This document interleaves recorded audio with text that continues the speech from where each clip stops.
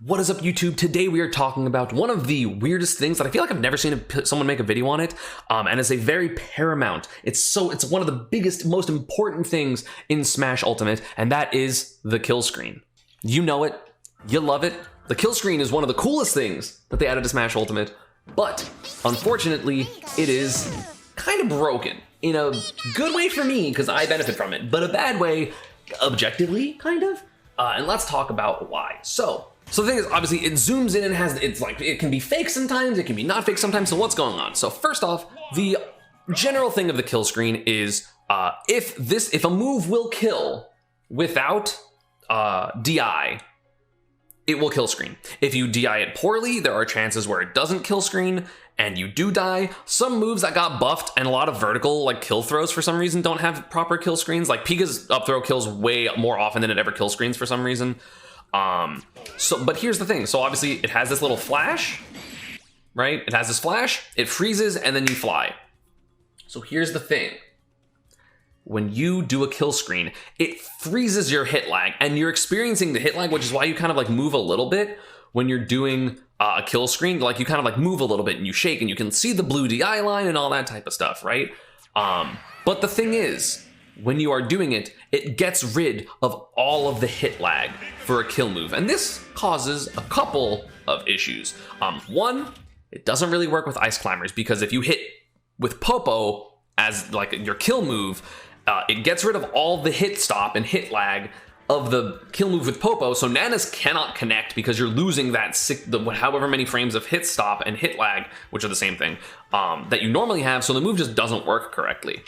Secondly, it doesn't allow you to change your DI. So on a first stock, moves like Pika's dash attack, I'm gonna put myself high just so I have rage. Moves like Pika's dash attack become broken on last stock situations because it has a ton of hit lag.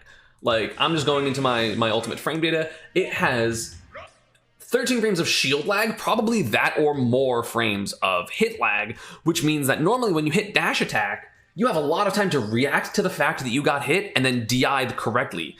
Whereas on last stock, you don't.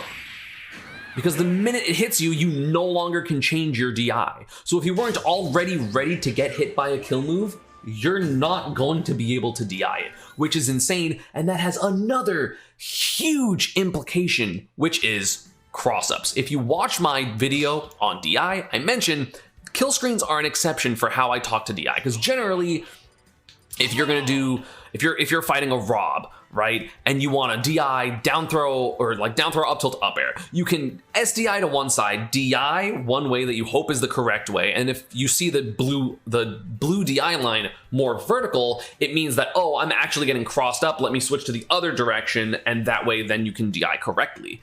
However, you can't do that on last stock because there's no hit lag anymore. So you cannot change your DI. So you can no longer, after this point, change your DI, which means on last stock, cross-ups like Rob's down throw up tilt up air, Sheik's up air, Joker's up air, all the weird like Day-to-Day's up air even, are all broken, and normally they're not because you can just react to what's happening. Samus's up B is a similar thing. All those vertical kill moves that can cross you up or not based on their positioning, they become absolutely absurd last stock because you cannot change your DI once you get hit by the final hit because it gets rid of all of your hit lag. And again, like, I want to count after this. I'm gonna go from like the floor and try to count the amount of frames that happens with the last hit on Rob's upper, just so you can understand how many frames you normally can react that it doesn't let you. Same thing for like Corrin's up B. There's a lot of different moves that do this. Obviously, it's probably the most meta defining with Rob's up air and like Pika's dash attack are probably the two biggest things. What the f?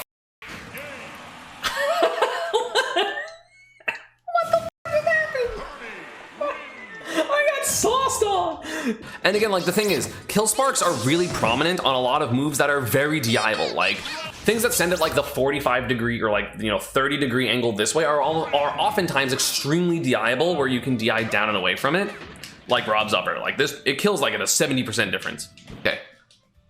1, 2, 3, 4, 5, 6, 7, 8, 9, 10, 11, 12, 13, 14, 15, 16, 17, 18. So you have 17 frames to react, other than the fact that you're getting hit with this move to go, I'm DIing one way, actually I'm DIing a different way. That's a long time. That's a really long time. So a lot of moves like that have a ton of hit lag at the end, and you can't do anything about it because kill screen, which makes it insanely good on last lock. It literally makes kill, like ambiguous kill moves way better on last stock. It's why I dash attack so much more last stock than I do my other stocks, is because it's blatantly like, oh, you tried to approach me, you're dead at 90 or 100, because you don't have the time to switch your DI. When oftentimes as Pika, or against Pika, you can live into like 140, 150 with good DI. But the thing is also, one other thing I want to talk about, and this happened when I was playing Steve, because it gets rid of your hit lag, it also gets rid of your SDI. So typically, like Steve's forward air is very SDIable, right? Like if you go into training mode.